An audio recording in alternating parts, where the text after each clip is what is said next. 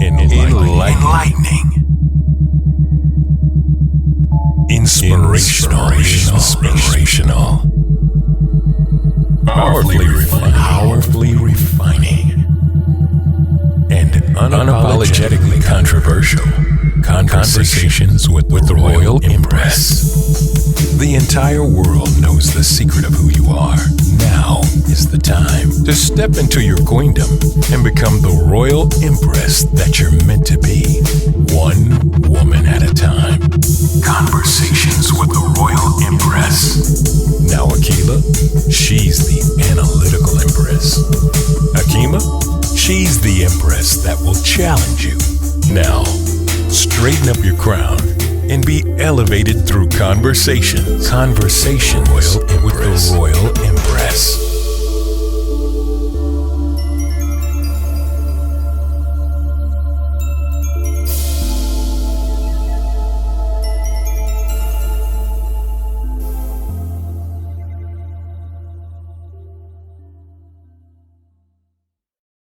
Welcome to Conversations with the Royal Empress. We are bringing you a special episode on living life as an expatriate. This is Akila, and joining me is my co-host, Dr. Hakima. Hey, sis. Hey. Peace and blessings. So we have several guests that are joining us on the show today. However, because of the time zones and people being all over the world, everybody can't be live with us, and so we're going to bring you some of what they are saying. But joining us live today, we have Rehema Nkisi. Yeah. And she is in the Gambia. Welcome, sis, and thank you so much for joining us. How are you? Welcome, beloved. To be here. Yes, thank you. Yes, and we're seeing the beautiful Gambia in the background. Yes, that ocean is so That's beautiful. the Atlantic Ocean. Oh, yes. And also joining us a little later in the show is Kim Poole from the Teaching Artists Institute. Before we get started, I'm going to give you a brief bio on our sister. Rehema Nkisi was born in Mississippi. She lived most of her life in Oakland, California, and later moved to DC and now in the Gambia. She has been traveling to Africa since 1989. She is currently working on projects on the ground in West Africa. Her organization works with health education, sustainable development, agriculture, waste management, and her personal love as an African dancer, arts, and culture. She is a healthcare professional, registered nurse with a focus on maternal, child health and immunology, an artist of African dance and African fashions and African development, which she has worked as a consultant for the past few years. She has lived in Ghana, and as we've already stated, she is living in the Gambia, and she's the CEO of Global Reconnections African Women's Alliance, and co-chair of Sankofa Repatriation Assistance Program for the Gambia. Welcome again, sis. What do you have to add to that? I don't know. It'll come as we talk. Just maybe, maybe some details about some of the work, and it'll come in conversation. It'll come. Well, yes. Great. So we're gonna get into this discussion. There's been news articles about Americans in general having a desire to move abroad. African Americans we are seeing today who are looking to leave, and I think a lot of times with the excitement too of Africa, with them opening up and telling African Americans to come home, increase in travel. So there's a growing interest in moving abroad. Why do you think that more African Americans in particular are looking at options of moving overseas? And you moved, so what was your reason? All right. There's so many things, you know. First of all, I traveled to Japan in 1969, or 1979 anyway. I went to Okay. Japan. I realized everything there was super clean. It looked like a postcard everywhere you went. They had hardly any crime and they had hardly any unemployment. And so just experiencing that alone was so eye-opening in terms of the impressions that we're given inside the United States. After that, I was on my own mission. I was ready to get me a ticket and go to Africa. I bought a ticket with World Airways. And fortunately, they went bankrupt because I probably didn't need to be going by myself. So I'm gonna let us hear from one of our sisters who moved to the UK, just to hear about what her reason for leaving, because we all have so many different reasons. So this is beautiful. This is Romanda. January the 1st, 2013, I packed up all of my stuff, loaded a flight, and landed in the UK to start my life as a PhD student. You know, it's 2021, and in that time, I met my husband, who is a British citizen. I met my husband, got married, started a whole life of, you know, working, living in the UK. And actually this month I'll be submitting my application for dual citizenship and all of that stuff. So I never thought that my life would end up the way it has when I first made that decision to study in the UK. Another sister who is in the Dominican Republic now, she happens to be a diplomat. And so that's the reason that she's an expatriate. So she talks about that her experience is different from other people's experiences as well. So we have so many different reasons that people are moving. But then again, she talks about living in Nigeria, and Nigeria being her second. It's like a second home to me, because it was like having the best of both worlds. All you saw was Black people, progressive Black people. You got to understand, people think of Nigeria as like feed the children poor. Nigerians, rich Nigerians, they got old Rockefeller money. Wealthy. What?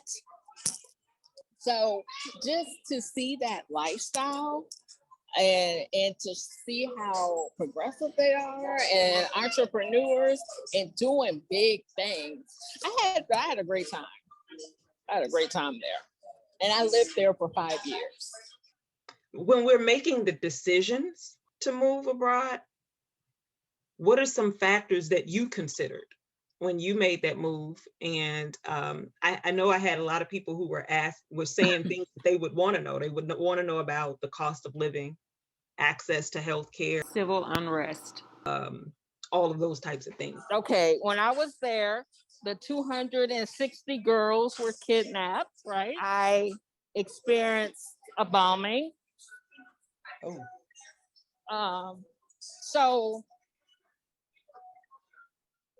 But that's no different than the States, though. The States has civil unrest too. Look at January 6th and look at what's going on around different countries and how they're killing Black people. When you are from another country, they have an advisory for the United States saying that if you are Black, that you run the possibility of being killed. And it was either last year or the year before, the Bahamas put out an advisory. The same way that the United States will put out advisory to different countries, there is an advisory about the United States that says that if you are Black or brown, that you run the risk of being killed by the police. That is the advisory. Did you consider any of that when you moved? Of course. You know, not access to healthcare, because I'm a strong believer in us taking responsibility for our health. I think we totally tripping with the whole healthcare thing. I mean, seriously, we have relinquished our responsibility for our health to someone and a system and a structure that's not in our favor. It's not in the favor of health. It's just a system that maintains sickness and gets paid while they do it. So I never really worried about that. When I first came to Africa, no, my second trip, I was working, I had Blue Cross, and I got Blue Cross International, waste my money. Wouldn't do that again, because they couldn't do, what was they gonna do? I'm over in Senegal, what are they gonna do? You know? So no, that's not a concern for me. I am a healthcare professional, and I am working on, there's a new hospital. A friend of mine is getting ready to do a new hospital here, very good friend. And I am helping to coordinate for the wellness and prevention component of that hospital. And I am really, you know, one of my great passions is health education, you know.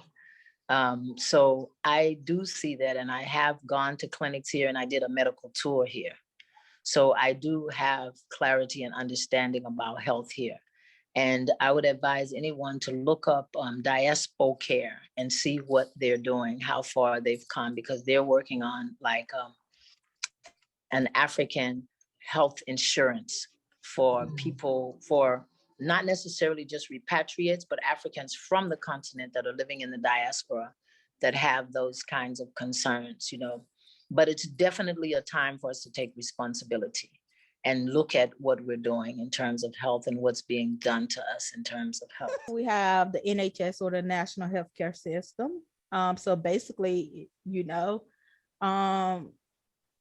I can rock up at my GP and be looked at and not pay any money, or, you know, have something going towards the hospital and not pay any money. They do offer, you know, private insurance, like through work or whatever, but for the majority, we're on the NHS system.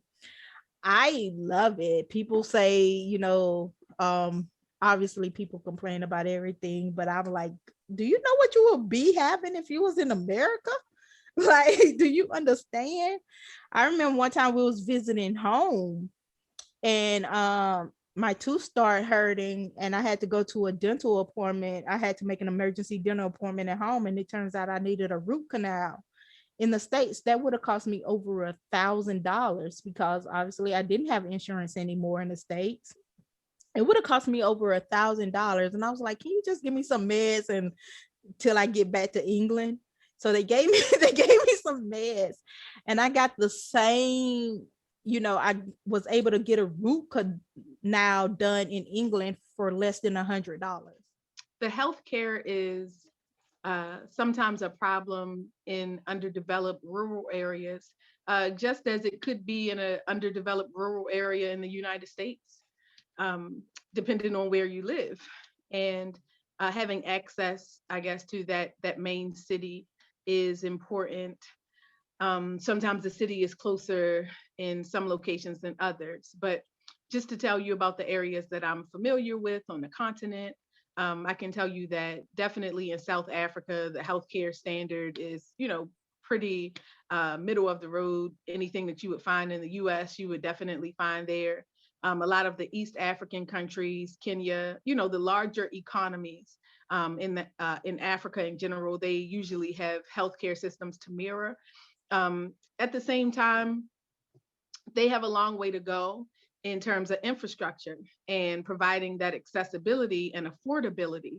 So I would say if you're in a position where you don't really have the finances to pay for your medical care out of pocket, don't leave until you retire from that good day job, because you're going to need to bring that Blue Cross and Blue Shield with you, that PPO plan. You're going to need it, because healthcare is going to be really expensive. It's not that the standard isn't available. It's just that when you start to work or live in Africa, you have to pay for it. And Welcome, sis. I just want, please forgive me, charge it to the schedule and not my heart, because I'm so glad that we've connected. Sister Akila is doing the work, and it's so important that we connect with the right people the first time, because so much time and so many resources are wasted trying to make the wrong people into the right person. And she's for having this conversation. So Kim, if you could just briefly tell us a little bit about yourself and why I know that you have your organization, the Teaching Artists Institute. Yes. And it is in several countries, including the United States. And why you're probably a good person to talk to about people becoming expatriates. Well, I'll say that in our community, resources are usually limited. And so you don't have the money to do the comparative analysis. Like with our organization, we work in 5 countries on the continent, and then we do business with others where we don't have an office, but we still actively work with the customs and cultures of that location. And with our community, we're just like, you know what, I'm out. I'm sick of the US, or I'm sick of wherever it is in Europe I'm living. I just want to go back to Africa because somewhere along the line, somebody in my family was African, see my hair, see my skin. And I've been reading all these African books and movies. Like, I'm just ready. My socio-political worldview is African, so I'm gone. But I would say having a conversation with people that work with the Teaching Artists Institute is beneficial because we work in several regions, so we can give you that comparative analysis that's so expensive to get on your own. We can say, hey, in South Africa, honey, they'll tell you we celebrate Kwanzaa too. And it's like, miss, you are in Africa. Why do you celebrate Kwanzaa? But ask yourself those kind of questions, though. If you're in an African country and they celebrate Kwanzaa, it's probably because they too are fighting to promote and preserve the African identity. But East Africa, to me, the infrastructure and the development is just so much further along.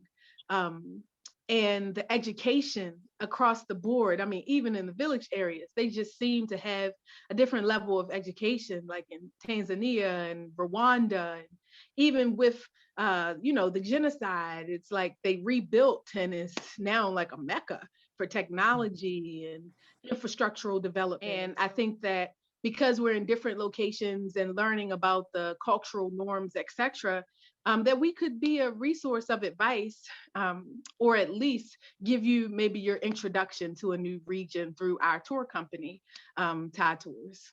No, I want to throw out a question, but just something that I've, from reading different articles about people who left the States and relocated to Africa, there's been some commonalities there. And you all would be able to speak to if that's something that could be generalized to a lot of people that are thinking about relocating, or who have relocated and possibly will relocate. But I just some things I came across in the article, and 2 of the commonalities was many of the people who relocated, it wasn't just a one-time visit. These were people that were traveling to and from for years before they actually made the decision to relocate. Mm-hmm. And a second commonality that I've researched was many of the people who were also products of HBCUs and felt comfortable seeing Black people running the country because they had that first introduction on campus where all the decision makers, all the people that were there were Black. Can you all comment on that? Is that not really true, or is that partly true? I would like to hear you all's take on that. Well, it sounds like you asked 2 questions. So I guess I can start with the second one because that's the one I remember. Okay, all right.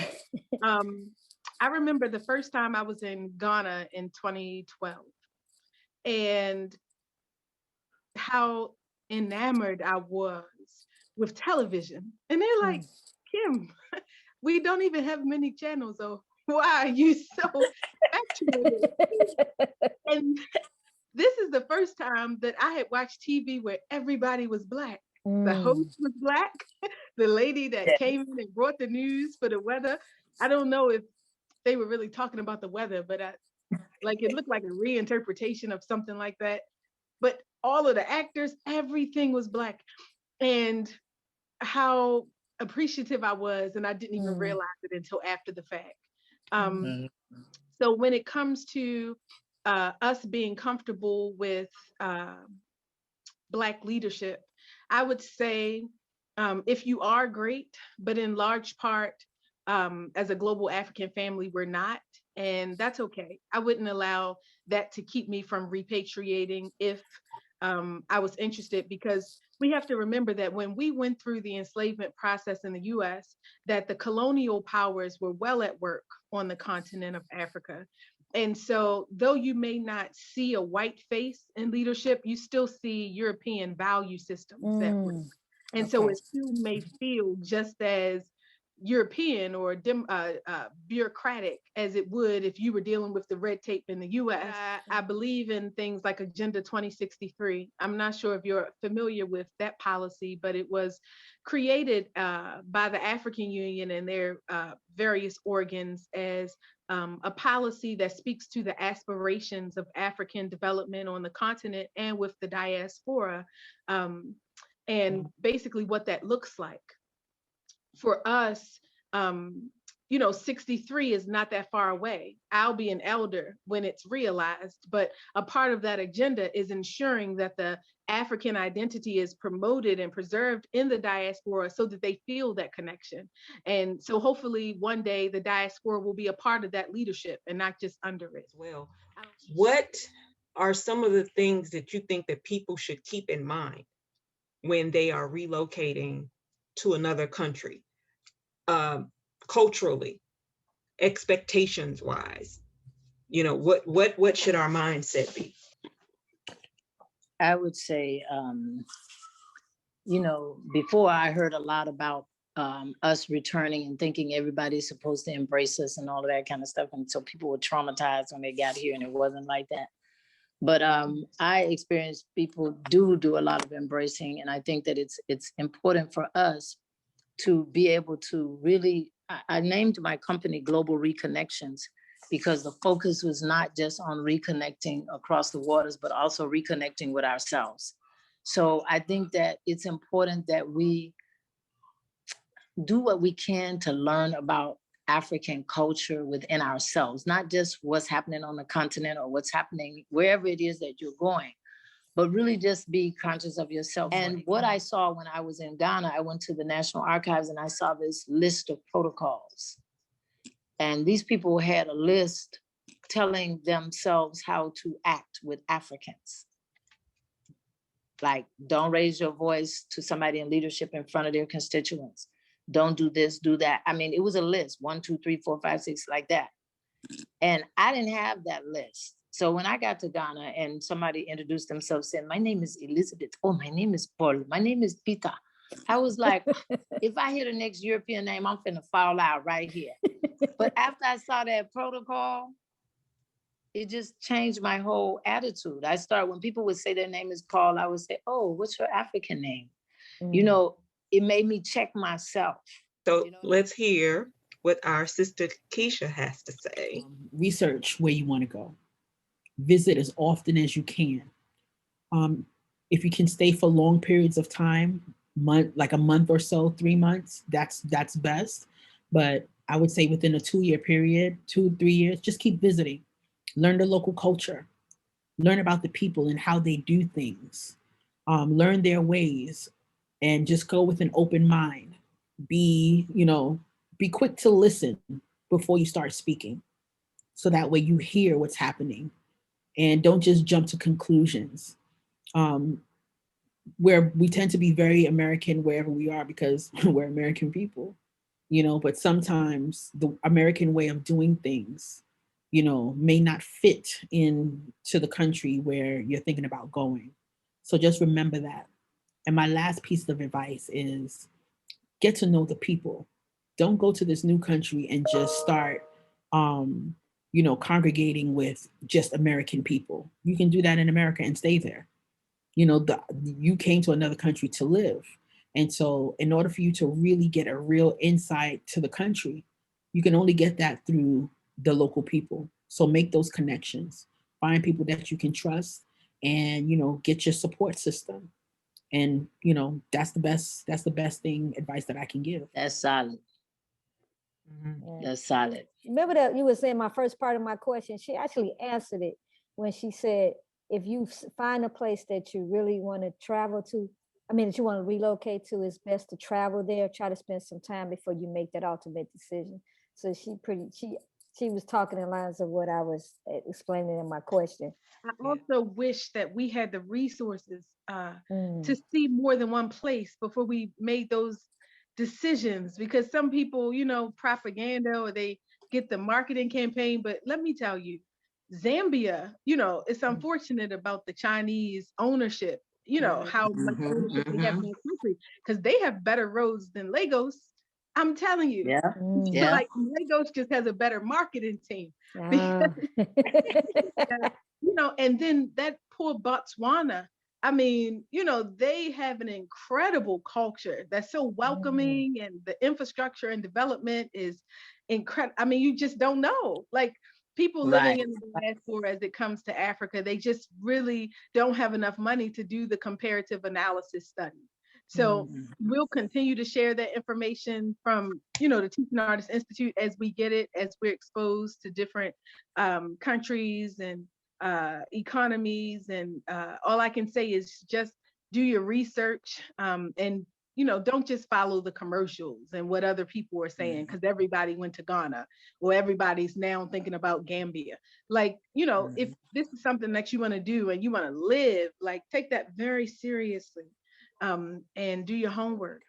I'm glad that I was able to gain employment first before going out, you know, because I didn't have to worry about where my next, you know, check was going to come from, or how I was going to live, or anything like that. My job took care of all of that, you know. So in this international field that I'm in, I'm a school counselor, New York certified, K through 12.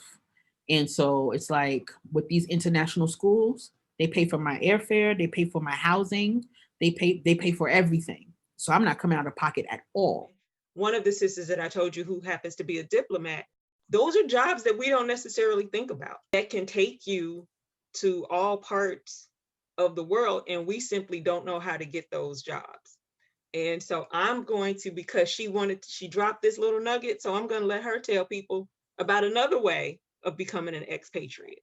You know what? It's rather easy, because, you know, a lot of governmental agencies have diplomats. So FBI, CIA, DIA, I'm giving you all the letter agencies, NSA, trade, commerce, agriculture, Homeland Security, Social Security, all of these people work in my embassy. So the job will say travel worldwide. That's the difference. When you do a search in USA Jobs, your search includes worldwide. And when you see something that says worldwide, those are diplomatic positions. Those agencies I just named, agriculture, USDA agriculture is about the same. What is it? Fish and Wildlife. All of these agencies are at the embassy. The embassy that I work at. And all of them are diplomats. Because a diplomat is someone who lives abroad and works for the United States government, regardless of what agency they're in. That was a nugget. People should listen. And that was free. What? I love it. I love it. Wow. I love it. See, it's why it's good to connect with people, right? Yeah. Yeah, because she just taught me something. When I think about diplomats, my mind automatically goes to the Department of State, Foreign Service. Right. Like, I didn't know that Social Security Administration had diplomats at the embassy. I didn't know either. New Social Security numbers or what? I mean, Oh my God. that has yeah, that's always been my first mind. So I even am appreciative. Yeah, me too. The USDA agriculture. I guess the goal is to find out how to make US dollars in another economy, so you can actually live a life. Right.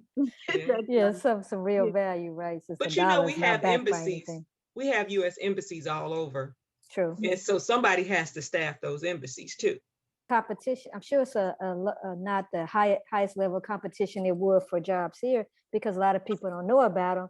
And then on top of it, how many people are willing to relocate because the machine is in their head. Oh, I don't want to live abroad. I'm scared too. So I'm sure But it could those be who less want to, competitive. Right. Yeah, but those who now you want Wide know to, open. another way. There's wide open fields And- awaiting you. Just go ahead and apply for them. And Kim, I think you can really chime in on this. Where does tour companies come into place with this? And and you can talk about what you guys do for people coming, just as far as resources for us to learn more about where we really want to go. Okay. So our tours really focus on the continent. Every once in a blue, we'll offer a tour to the Caribbean, to Jamaica or Cuba, but primarily we focus on the continent. And I would say, I can't speak for other companies, but our tours are really bottom barrel in terms of the price, because we are focused on people who have never traveled to the continent before. Like, that's our target audience, and our tours are always all inclusive. So flights, 2 meals a day, all of your accommodations, and then flights in the country. And as a suggestion, I would say go with a tour company that works in the country, even when they're not hosting tours. So somebody that's there on a regular basis, because it's a different experience when you're working with locals who you work with, like even when the tourists go home. And the way that they treat the company that you bring is also different. Some of the haggling that you typically have to do in a foreign market, especially on the continent. You're just going to get the right price first time. And if you get a discount, it's because, hey, you're selling to 15 people as opposed to 1. So you should give us even more discount. But just those kind of things, like not feeling like you're a target for American dollar, like you're not an ATM machine. And sometimes when they see Americans abroad, it's like, listen, sis, I don't care what color you are. You have green dollars in your pocket. I want some. Okay. So I'm just going to try to figure out how I can get as much money from you as possible. And when you come on our tours, you don't feel that way, because these are artists that we're working with all year round. I mean, they're still hungry too. We're hungry in the US, trying to figure out where our next meal is coming from. But they value the relationship that we've built with them as a company. So they want to make sure that in a lot of ways they preserve that. So it's that it kind of determines how they treat you, because they want to preserve the relationship with us that happens all year long, even if you're not there. We have a tour coming up in Tanzania this year. We have tours to Tanzania as well as South Africa. We mostly do tours with themes. And it's ironic because this year's tour is about repatriation. People that are looking to go back to the continent to do business, that are interested in investment opportunities, people that are looking to live abroad, whether it be bicontinental, like they're living in both places, or if they're looking to go there for good. And so we're very selective. You would think, oh, they're just looking for any and everybody to go. Well, not for every tour. Some tours we want a certain character type, because when we sit you down in front of the mayor of Tunduma and she's looking to talk with serious international investors, we don't want to bring somebody that's really just looking for love abroad, right? We need to put you on a love boat trip. It's the wrong trip for you, sis. So that's what we're doing this October. We're still taking people that want to consider East Africa for repatriation. And then in November is our conference, our annual conference. Every year it's in a different place. And this year it's in South Africa. And so it's an opportunity for speakers to come. All right, listeners, you know what time this is. It's time for our challenges. And I got some good ones. It's a short list though. First one is research the diaspora care. We need you to do your own research. Stop going off what the media is telling you. It's up for you to do your own research on healthcare abroad and what's important to you. As has been eloquently explained today, you have to reclaim your own responsibility on your own health. All right. Number 2, travel as if you are going home. Stop traveling as a tourist. Stop traveling as an American. You're not going to be able to really accept or embrace the culture of the country that you're traveling to. You won't be able to learn enough about the country to know if this is a place that you want to live. Get that American thinking out your mind when you travel. 3, if you're relocating, you need to connect with an organization that can educate you and help you transition effectively. You need to reach out to global reconnections. with our sister Rehema. You need to reach out to Teaching Artists Institute with our sister Kim. You need to reach out to these organizations that can educate you, but also guide you effectively. Again, reclaim your own health. Yes, these are one of the questions that we want to have, but at the same time, no matter where you at, no matter where you live, no matter where you travel, access the health that's right in front of you. As our sister Rehema mentioned, I can go right outside my front door and get some help, get some medicine. Learn to do that no matter where you live. And that is my 4 challenges for today. Any last words you have for people looking to repatriate? And if you are willing for someone to get in contact with you, where can they contact you? Okay, so I've already mentioned Global Reconnections. You can find me at globalreconnections.com, email address, Global Reconnections, so that's with an S on the end, at gmail.com. But also I want to put out a plug for Sankofa Repatriation Assistant Program. We help people, you can join by just $1 a month, and we help people to repatriate. And I'm the director for reintegration for their organization. And I'm the chair for the Gambian chapter. So it's a very good resource. We develop curriculum to help people to be able to reintegrate into African culture. And like I said, the first reintegration is to yourself. Just go to sankofarepat.com. Okay. SANKOFA, sankofarepat.com. Great. Thank you, sis. Do your research, do your homework. That is continual. It doesn't stop. Go to the places that you're interested in. Go to places that you don't think you may be interested in the surrounding area. I think that in order to do that, going with people that work in those areas around the clock, year round, and not just when they're giving you a tour is really important, because they're able to introduce you to families. Especially when you're thinking about repatriating to Africa, it's very similar to the South in the US. See, the South is very hospitable. They love to see you come. They wave when you stop at the traffic light and you don't even know these people. The entire street pulls over to the side of the road if they see a funeral procession coming through. Just very hospitable in the South. But the truth is, they don't feel like they know you. They don't know your mother's mother's mother. And they're like, whose baby is you? Whose child are you? We don't know you, and we'll never know you. And so you're not us. You're outside of the community, so to speak. And I feel like African culture is very similar in the fact that they love to see you come. They love, to see the outsiders come. They wave, they engage. But at the end of the day, if you're thinking about repatriating to Africa, think about which family is going to take you in. Think about which community is going to adopt you, because you need to begin to build rapport with the culture and the neighborhood. And that means building rapport with families and with people. If you think you're going to go into a new area and just set up shop and, just make your own because you're so great, you're so enlightened, because you've done your research and homework on this area, don't be fooled by Americanism, by this individualistic system that we've been forced to live in. Places around the world, Africa, South America, Asia, they work different than us.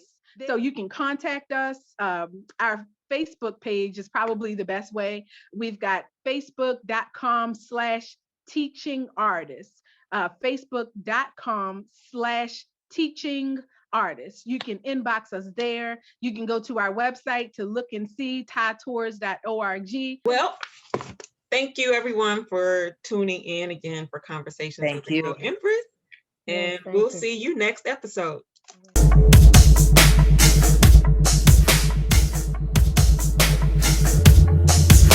Thanks for listening to another episode of Conversations with the Royal Empress. Tune in next week for another enlightening conversation. For more information on the Royal Empress, please visit the website royalempress.org. You can also follow the Royal Empress on Facebook, Instagram, and Twitter. Conversations with the Royal Empress is a subsidiary of the Royal Empress organization. All rights reserved.